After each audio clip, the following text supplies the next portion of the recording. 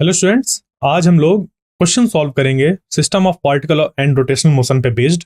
ठीक है, तो देखिए हम लोग क्या करेंगे, रिवाइज करेंगे पहले चीजों को और जो उसके इंपॉर्टेंट फॉर्मूले हैं, फिर जाकर क्वेश्चंस की प्रैक्टिस करेंगे कि किस तरीके से हम क्वेश्चंस को जल्दी से जल्दी सॉल्व कर सकते हैं। ठीक है, इस पे जो बेस्ड क्वेश्चंस आते हैं, तो जैसे कि हम इस पे हमारे पास क्या क्या है, centre of mass, centre of gravity, principle of moments, इन सब पे बेस्ड क्वेश्चंस हैं। Angular displacement, velocity and acceleration, torque, couple, angular momentum, moment of inertia, rotational motion. ठीक है, रोटेशनल मोशन में जो काइनेटिक एनर्जी होती है, ठीक है, तो rotational kinetic energy and power, इन सब के बारे में आज हम लोग जो क्वेश्चंस है उनको सॉल्व करेंगे। ठीक है, तो अब देखिए इस पे जो सबसे पहले इंपॉर्टेंट फॉर्मूले जो हैं वो हैं कुछ हमारे मोमेंट ऑफ इनर्शिया के। क्लियर, तो जैसे कि अभी आपको ये दिख रहा है, यहाँ पर एक हमारे पास बॉडी है। ठीक है, ये हमारे पास बॉडी है, ये एक बॉडी है, ये है, ये है, ये है, ये है, ये। अब ये सारी की सारी बॉडी जो है वो अलग अलग तरीके की हैं। क्लियर, पहली क्या है, एक सर्कुलर रिंग है, थिन सर्कुलर रिंग। बॉडी कैसी है हमारी, थिन सर्कुलर रिंग जिसका कि रेडियस आर है, यानी कि इस पे एक ऐसा है और इसका जो पूरा का पूरा मास है वो यहां पर इसके बाउंड्री, यानी कि ऐसे रिंग ही मौजूद है, बीच में कुछ नहीं है।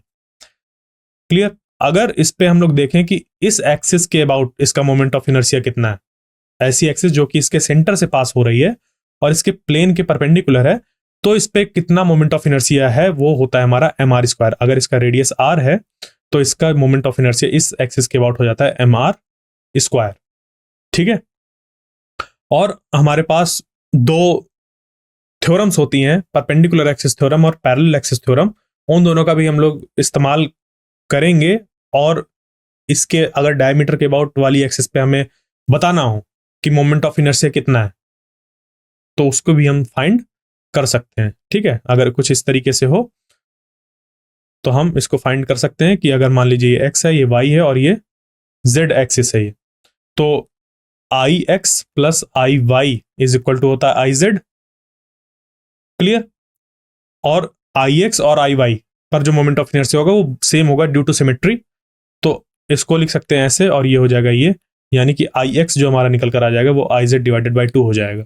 तो आई एक्स जो हो जाएगा, आई जेड क्या है हमारा एम आर स्क्वायर है, तो एम आर स्क्वायर बाई 2 ये निकल कर आ जाएगा। यानी कि अगर जेड एक्सिस के अबाउट बात करें इस थिन सर्कुलर रिंग की तो मोमेंट ऑफ इनर्शिया इतना होगा, और अगर आई एक्स या फिर आई वाई फाइंड करें हम तो वो एम आर स्क्वायर बाई 2 हो जाएगा। और ये कैसे निकाला हम लोग ने, परपेंडिकुलर एक्सिस थ्योरम का यूज करके। ये है परपेंडिकुलर एक्सिस थ्योरम कि अगर दो एक्सिस हमारी ऐसे प्लेन में है और तीसरी उसके परपेंडिकुलर, तो जो प्लेन में हमारी मोमेंट ऑफ इनर्शिया होते हैं उनका सम बराबर होता है परपेंडिकुलर डायरेक्शन में जो एक्सिस होती है वहां पर जो मोमेंट ऑफ इनर्शिया होता है उसके बराबर। क्लियर, तो I x plus I y is equal to I z, ये हमारा पैरेलल ये हमारा परपेंडिकुलर एक्सिस थ्योरम होती है। क्लियर, इस तरीके से हम लोग ने इसके ये फॉर्मूले निकाले। उसके बाद ये जो है एक थिन सर्कुलर रिंग का इस एक्सिस के अबाउट जो होता है वो एम आर स्क्वायर बाई 2 होता है, जिसको कि अभी हम लोग ने निकाल कर देख भी लिया। आप इसको डायरेक्ट याद करिए क्योंकि जब हमें क्वेश्चन सॉल्व करते होते हैं कॉम्पिटिटिव एग्जाम्स में, ठीक है, फिर वो चाहे इंजीनियरिंग का हो चाहे मेडिकल का हो, ठीक है, तो हमें क्या करना होता है, फॉर्मूले याद होने चाहिए, प्रैक्टिस होनी चाहिए ताकि हम जल्दी से निकाल सके। फिर आता है हमारे पास थिन रॉड जिसकी की लेंथ एल है, तो एक रॉड है जिसकी लेंथ एल है, इस पे जो एक एक्सिस हमने बनाई है वो कैसी है, इसके सेंटर से पास हो रही है और इस एक्सिस के अबाउट ये ऐसे रोटेट कर रहा है। इसकी जो लेंथ है वो कितनी है, एल है, तो इसका जो मोमेंट ऑफ इनर्शिया होता है इस एक्सिस के अबाउट वो होता है एम एल स्क्वायर बाई 12। ठीक है, फिर आता है हमारे पास, इस पे भी देखो हम लोग ये परपेंडिकुलर एक्सिस थ्योरम और पैरेलल एक्सिस थ्योरम लगाकर इधर इधर कहीं पर भी हम फाइंड कर सकते हैं इसका मोमेंट ऑफ इनर्शिया, किसी भी एक्सिस के अबाउट इसका मोमेंट ऑफ इनर्शिया को फाइंड किया जा सकता है, वो एज अ क्वेश्चन आता है। क्लियर, अब देखिए यहां पर सर्कुलर डिस्क है अगर हमारे पास, तो उसका जो मोमेंट ऑफ इनर्शिया होता है इसके एक्सिस से पास होता हुआ, ठीक है, जो यहां पर ऐसे हमने बनाई है इसके सेंटर से पास होती हुई जो एक्सिस हमने ली है उस एक्सिस के अबाउट जो होता है वो होता है mr²/2। कितना होता है? mr²/2। फिर इसी का डायमीटर के अबाउट जो एक्सिस होती है वो हो जाता है mr²/4। जैसे कि यहां पर अभी हमने देखा कि ये जो रिंग थी, रिंग में इस एक्सिस के अबाउट mr² था और इस डायमीटर के अबाउट mr²/2। उसी तरीके से अगर ये इस डिस्क में इस एक्सिस के अबाउट mr²/2 है तो इसके डायमीटर के अबाउट जो एक्सिस है वो हो जाएगा mr²/2 में, यानी कि इसका आधा। जैसे कि ये इसका आधा है। ठीक है, अब आता है हमारे पास एक हॉलो सिलेंडर। तो देखो, हॉलो सिलेंडर को अगर हम गौर से देखें, ठीक है, हॉलो सिलेंडर को अगर गौर से देखा जाए तो हॉलो सिलेंडर कैसा दिखाई देगा? ऊपर तरफ से ऐसे अगर हम लोग देखें, मान लीजिए कि ये हॉलो सिलेंडर है, ठीक है, अगर आप इसको इस जगह से देखें या ऐसे देखें तो आपको सिर्फ ये वाला पोर्शन दिखाई देगा। थिन है अगर तो सिर्फ ये हमें एक एज अ रिंग दिखाई देगी। क्या दिखाई देगी? रिंग। तो अगर इसकी एक्सिस के अबाउट ऐसे हम लोग अगर फाइंड करें तो इसका जो मोमेंट ऑफ इनर्शिया होता है इसके एक्सिस के अबाउट ये सिमिलर होता है एक थिन सर्कुलर रिंग के। अगर यहीं पर एक सॉलिड आ जाता है, सॉलिड सिलेंडर, तो ये दिखाई देता है हमें एज अ डिस्क। क्या दिखाई देता है? As a disc. तो इसका मोमेंट ऑफ इनर्शिया और इसका मोमेंट ऑफ इनर्शिया इस एक्सिस के अबाउट वो सेम होता है mr²/2 और ये mr²/2। फिर आता है एक सॉलिड स्फेयर जिसका कि रेडियस r है और डायमीटर के अबाउट जो इसका मोमेंट ऑफ इनर्शिया होता है वो होता है 2/5 mr²। क्लियर? तो अब चलते हैं हम लोग आगे, जो हमारे दूसरे इंपॉर्टेंट फॉर्मूले हैं, जैसे कि कोई एक पॉइंट मास है, ठीक है, और ये एक्सिस है, ये पॉइंट मास यहां पर m है। इस एक्सिस के अबाउट अगर हम लोग देखें जहां पर कि इस जगह से इस जगह तक की जो रेडियस है वो r है, तो इसका मोमेंट ऑफ इनर्शिया mr² होता है। पैरेलल एक्सिस थ्योरम हमें ये कहती है कि लेट अस सपोज कि इस एक्सिस के अबाउट, और मान लीजिए कि ये एक्सिस आई जेड है, यानी कि इसका जो मोमेंट ऑफ इनर्शिया है वो हमने I Z is equal to, या सिंपली आई मान लीजिए कि इस एक्सिस के अबाउट जो मोमेंट ऑफ इनर्शिया है वो आई है और वो है mr² के बराबर। अब हमारे पास ये क्योंकि ऐसे ऐसे घूम रहा है, और मान लीजिए कि हमें यहां पर कोई दूसरी एक्सिस है, ठीक है, कोई दूसरी एक्सिस है, ये एक्सिस है कोई दूसरी बी, ये एक्सिस ए है। इस बी एक्सिस के अबाउट हमें बताना है कि इस एम का कितना मोमेंट ऑफ इनर्शिया होगा इस एक्सिस के अबाउट। तो देखिए, सिंपली ये होता है कि इस एक्सिस से इस एक्सिस के बीच की डिस्टेंस कितनी, वो हम लोग मान लेते हैं डी। कितनी ले लेते हैं? डी। तो सिंपली पैरेलल एक्सिस थ्योरम ये कहते हैं कि अगर ये एक्सिस इस एक्सिस के पैरेलल है और इस एक्सिस के बीच की डिस्टेंस डी है, और जो ये मास है वो मास हमारा एम ही है, तो सेंटर ऑफ मास के अबाउट जो यहां पर हमारा मोमेंट ऑफ इनर्शिया था उसमें हम md² को ऐड कर देंगे। ठीक है, तो ये सेंटर ऑफ मास के अबाउट अगर mr² था पहले से, तो mr² प्लस md² हमारा ये हो जाता है और बन जाता है टोटल मोमेंट ऑफ इनर्शिया इस एक्सिस के अबाउट इतना। ठीक है, तो हमें ये फैक्टर याद रखना होता है md², यानी कि इस एक्सिस के अबाउट हमें पता हो और किसी दूसरी एक्सिस जो कि इस एक्सिस के पैरेलल हो उसके अबाउट बताना हो, तो इन दो एक्सिस के बीच की डिस्टेंस को हम डी लेते हैं और इस पे जो हमें पता है उसको आईसीएम ले लेंगे। आईसीएम अब वो तो सेंटर ऑफ मास के अबाउट होती है, बट अगर सेंटर ऑफ मास के अबाउट भी नहीं पता तो हमारा काम बन जाता है और ये फिर ये हमारा निकल कर आ जाएगा। ठीक है, वैसे ये सेंटर ऑफ मास पर ही एप्लीकेबल होता है हमारा। ठीक है, इस तरीके से हमारा ये बन जाएगा। तो ये सेंटर ऑफ मास के अबाउट हमें जो मोमेंट ऑफ इनर्शिया पता है वो ये हो जाएगा, और अगर दूसरी एक्सिस जो कि इस एक्सिस के पैरेलल है तो हम इसको अप्लाई कर देंगे। क्लियर? तो ये होती है हमारी पैरेलल एक्सिस थ्योरम। आगे चलते हैं, और देखिए परपेंडिकुलर एक्सिस थ्योरम तो पहले ही बता दी थी, वो पैरेलल एक्सिस थ्योरम हो गई। अब आगे चलते हैं, मान लीजिए कि हमारे पास एक मास ना होकर डिस्ट्रीब्यूशन ऑफ मास है, कोई यहां पर, कोई यहां पर, कोई यहां पर, कोई यहां पर, अलग अलग जगह पर है। ठीक है, उस केस में अगर हमें बताना हो सेंटर ऑफ मास, अगर हमें निकालना हो तो सेंटर ऑफ मास कैसे निकालते हैं? इस फॉर्मूले का यूज करते हैं। ठीक है, यहां पर क्या है, मान लीजिए ये हमारा एक पॉइंट है जो कि सेंटर ऑफ मास होगा इसका, ठीक है। या मान लीजिए कि ये हमारा ऐसा कोऑर्डिनेट सिस्टम है, और इस कोऑर्डिनेट सिस्टम पर इन सब की जो पोजीशन है, इसकी x1, इसकी x2, x3, x4, x5, x6, x7 ऐसे करते करते हैं, ठीक है।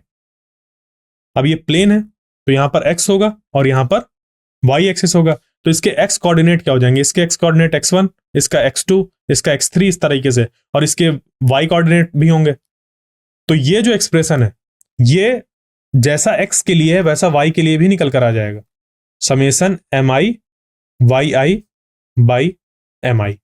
इसी तरीके से z के लिए भी निकल कर आ जाएगा। मान लीजिए 3 डायमेंशनल स्पेस में होते हैं पार्टिकल्स, फिर हमें सेंटर ऑफ मास निकालना होता, तो उस केस में हम z भी ऐसे निकाल लेते, mi zi upon summation mi। यानी कि ये वाला जो एक्सप्रेशन है इसको अगर आप याद रख लेते हैं एक के लिए, एक एक्सिस के लिए, तो आप बाकी के लिए भी निकाल सकते हैं। तो अगर आपको एक प्लेन में दिए हो डिस्ट्रीब्यूशन, तो किसका यूज करेंगे, ये और ये वाले का। अगर सिर्फ एक लाइन में दिए हो तो इसको यूज करिए, चाहे इसको यूज करिए, सेम चीज है। अगर स्पेस में दिए हैं तो ये और ये तीनों इस्तेमाल हो जाएंगे, तो एक्स वाई जेड तीनों निकल कर आ जाएगा, तो एक्स वाई और जेड कोऑर्डिनेट से हमारा आर बन जाएगा, और वो हमारा निकल कर आ जाएगा सेंटर ऑफ मास का लोकेशन। क्लियर। फिर ये फॉर्मूला है हमारा लीनियर मोमेंटम और एंगुलर मोमेंटम के बीच में रिलेशन। लीनियर मोमेंटम अगर हमारा p है और एंगुलर मोमेंटम हमें फाइंड करना है, ठीक है, किसी एक्सिस के अबाउट, तो हम क्या करेंगे, r क्रॉस p कर देंगे और हमें एंगुलर मोमेंटम पता चल जाएगा, ठीक है। अगर हमें एंगुलर मोमेंटम पता है और हमें टॉर्क फाइंड करना है तो dl बाई dt से हमारा टॉर्क निकल कर आता है। सिमिलरली वैसे ही जैसे कि हम लोग फोर्स निकाल सकते हैं dp बाई dt करके, ठीक है, इस तरीके से निकल कर आ जाएगा। आपको ये चीजें याद होनी चाहिए। फिर आता है हमारा मैकेनिकल एडवांटेज। क्या निकल कर आता है, मैकेनिकल एडवांटेज। और मैकेनिकल एडवांटेज क्या है, ये एक्चुअली यूज होता है हमारा लीवर्स पे। जैसे आपने देखा होगा कि कभी हमें अगर डेली लाइफ में अगर बात करें तो हमें मान लीजिए एक कोई नट लगा हुआ है, उसको ओपन करना है, ठीक है, नट बोल्ट में नट लगा हुआ, उसको ओपन करना है। आप अपने हाथों से खोल रहे हैं, नहीं खोल पा रहे, तो उसके लिए आप क्या करते हैं, फिर ऐसे नट बोल्ट लगा हुआ है हेक्सागोनल शेप का, किसी शेप का ऐसे लगा हुआ है, तो आप उसको खोलने के लिए फिर रेंच लगाते हैं। रेंच क्या होता है, यहाँ पर ऐसा इस पर फिक्स हो जाता है और उसका शेप ऐसा बड़ा सा होता है, तो आप उसको रोटेट करते हैं जिसकी वजह से फिर ये घूम जाता है। या फिर जैसे सी सॉ है, ठीक है, जो कि एक झूला होता है जिसमें कि एक लड़का इधर बैठता है, दूसरा लड़का इधर बैठता है, ठीक है। तो इसमें भी यहां पर दोनों तरफ तो सेम वेट के नहीं बैठ सकते ना बच्चे।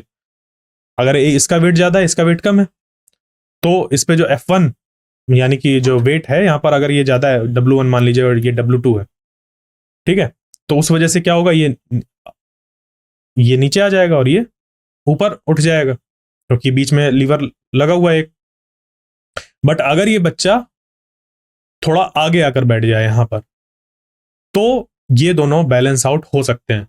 तो मान लीजिए कि अगर ये D2 है और ये D1 है, जहां पर ये दोनों बैलेंस आउट हो रहे हैं, ठीक है, तो W1 into D1 is equal to होता है W2 D2, ठीक है। ये मैंने सीसॉ का एंड जो है वो इधर बना रखा, ठीक है, सीसॉ का जो एंड है वो इधर है, बट क्योंकि इधर पे ये भारी था और इसको बैलेंस आउट करने के लिए थोड़ा आगे आके बैठ गया, तो यहां पर ये बैलेंस आउट हो जाएगा। तो ये जो कंडीशन होती है इसी को हम लोग लिख सकते हैं F1 D1 is equal to F2 D2।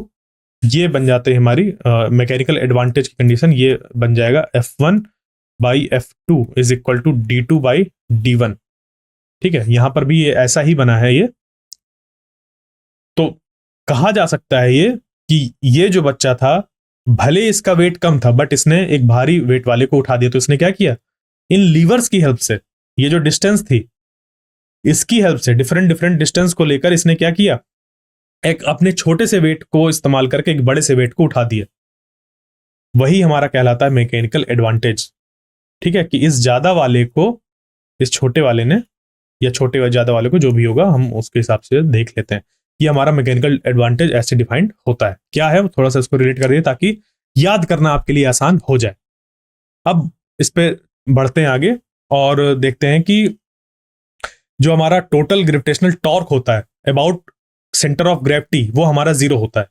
ठीक है, तो हमारे पास क्या है, एक कोई मान लीजिए सेंटर ऑफ ग्रेविटी है हमारे, किसी कोई ऑब्जेक्ट है, उस ऑब्जेक्ट की एक पॉइंट है जिसको कि हम सेंटर ऑफ ग्रेविटी कहते हैं। तो किस पॉइंट को सेंटर ऑफ ग्रेविटी कह देंगे, उसको डिफाइन हम ऐसे करते हैं कि हम निकालते हैं उस पॉइंट के अबाउट ग्रेविटेशनल टॉर्क। क्या निकालते हैं? Gravitational torque. यानी कि ये एक पॉइंट है, इस पॉइंट के चारों तरफ हम लोग ये देखते हैं कि अर्थ, क्योंकि नीचे सब में हर एक पॉइंट पे फोर्स लगा रही होगी, तो एक ऐसा पॉइंट जहां पर इन फोर्सेस की वजह से, इन वेट की वजह से इस पॉइंट के अबाउट लगने वाला जो टॉर्क है, जो यहां पर टॉर्क लग रहा होगा इन सारे पॉइंट्स के अबाउट, टॉर्क समझ रहे हैं? ये मैंने ऐसे लाइन बना रहा हूं तो आप समझ पे आ रहा होगा, टॉर्क आर क्रॉस एफ, ये आर क्रॉस एफ। ठीक है, तो जो टॉर्क होता है हमारा वो क्या होना चाहिए? इस पॉइंट के अबाउट 0 होना चाहिए। तो ये तब पॉइंट कहलाएगा हमारा सेंटर ऑफ ग्रेविटी। आपने वो जैसे बुक होती है ना, बुक को बैलेंस आउट किया होगा, वो एक पॉइंट ढूंढ लेते हैं, जब तक वो पॉइंट मिलता नहीं है तब तक बुक या तो इधर जाती है या तो इधर जाती है उस पर, क्योंकि क्या लगता है? टॉर्क।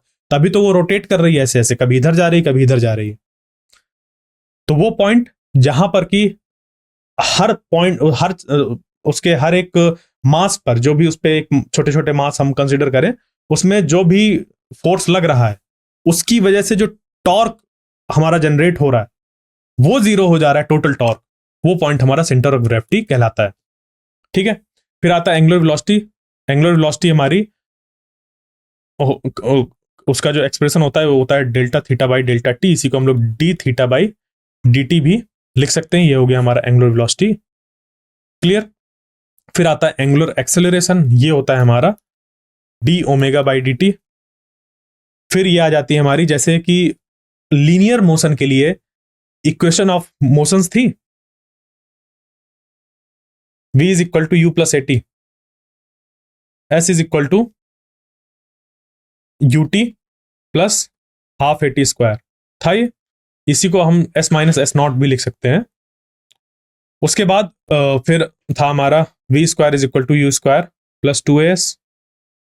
ठीक है, तो अब देखो जो यहां पर s होता है वो एंगुलर या रोटेशनल मोशन पे जब हम लोग बात करते हैं तो ये हो जाता है थीटा, जो यहां पर डिस्प्लेसमेंट होता है वो हो जाता है थीटा थीटा थीटा। ठीक है, सॉरी, थीटा हो जाता है। ठीक है, अब यहां पर ये जो v होता है, जो v हमारा ओमेगा हो जाता है, और जो u होता है इनिशियल वेलोसिटी वो हो जाता है ओमेगा नॉट। इसी तरीके से जो s नॉट होता है वो हमारा थीटा नॉट बन जाता है।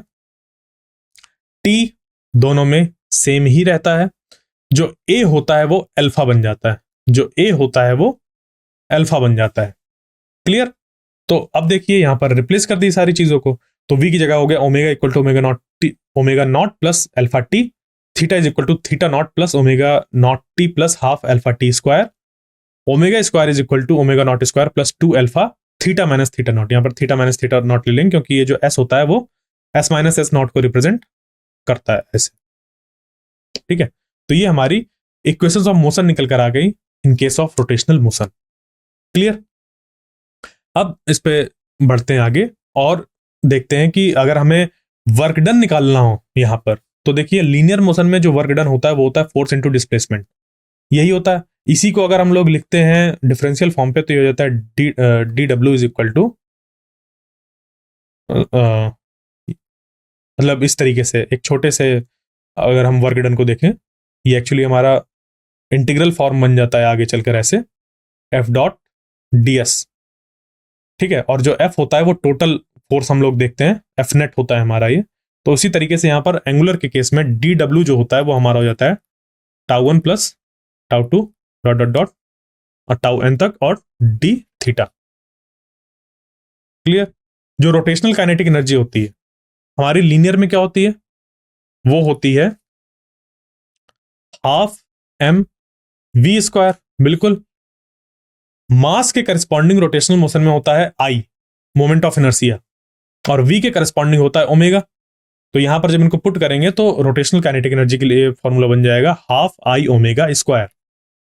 ठीक है, क्या बन गया? Half I omega square. इसी तरीके से पावर के लिए D W by D T, ये तो हमारा फॉर्मूला होता है। यहां पर डी डब्ल्यू कितना है? टाउ डी थीटा, यानी कि डी डब्ल्यू को अगर लिखें तो टाउ नेट जो होगा वो डी थीटा के साथ ऐसे बन जाएगा।